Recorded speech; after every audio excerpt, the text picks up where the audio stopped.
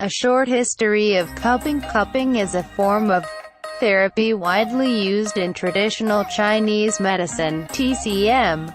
It consists of creating a local suction on the skin using either heat, fire, or mechanical devices, hand or electrical pumps. It is believed this method draws out toxins, mobilizes blood flow, soothes muscle pain and, in some cases, helps cure insomnia. At the Rio Olympic Games, American swimmer Michael Phelps caught everybody's attention not only for his remarkable achievements but also for some dark purple circles on his shoulders and back. They were the result of having undergone the cupping technique to relax his muscles before entering the races.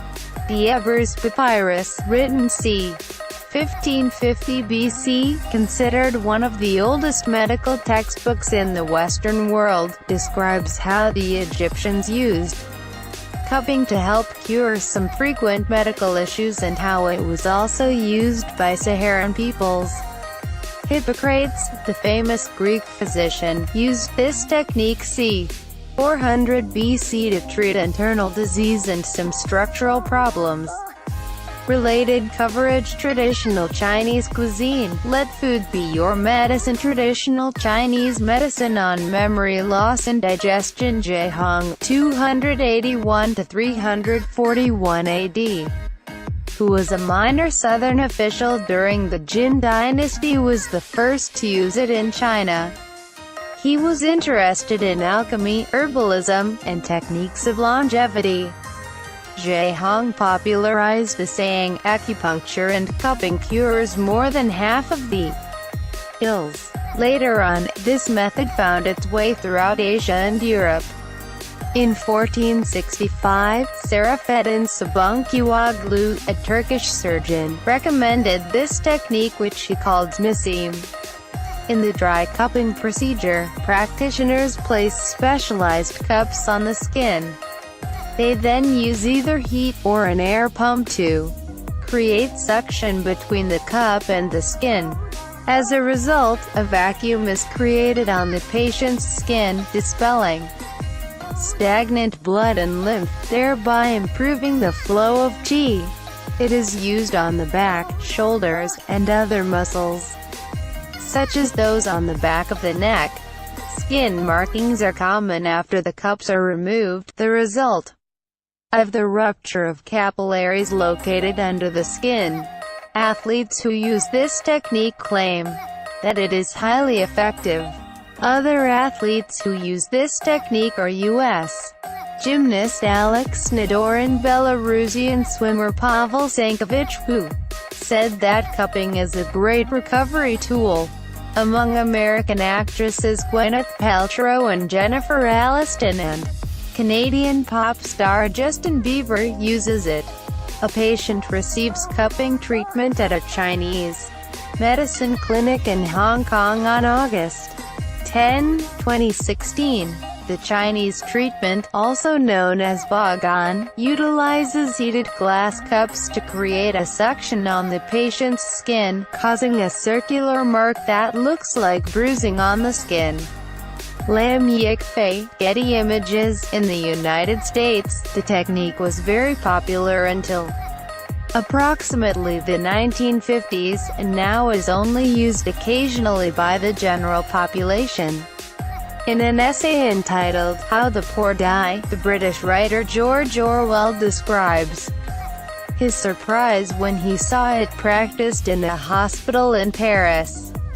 Following the Phelps incident, there has been a significant increase in the sales of cupping equipment, according to Jessica McLean, acting director of the International Cupping Therapy Association. Phelps himself featured a promotional cupping treatment in a recent video for a sponsor. New silicone cups alleviate bruising provoked by traditional cupping. Cupping has been used to treat a wide variety of medical conditions. Among them, blood disorders, rheumatic diseases, gynecological problems, and skin disorders such as eczema and acne. Those who receive the treatment also claim improvement in their physical and psychological well-being. Related coverage: managing menopause symptoms with traditional Chinese medicine. Healthy aging, the traditional Chinese medicine perspective. Cupping has also been used by some as an alternative treatment for cancer. Despite the practitioners' claim for effectiveness, however, the American Cancer Society said recently, there is no scientific rationale for expecting any health benefit from cupping, warning that the treatment also carries a small risk of burns. It is very difficult to carry out controlled experiments to test the efficacy of cupping.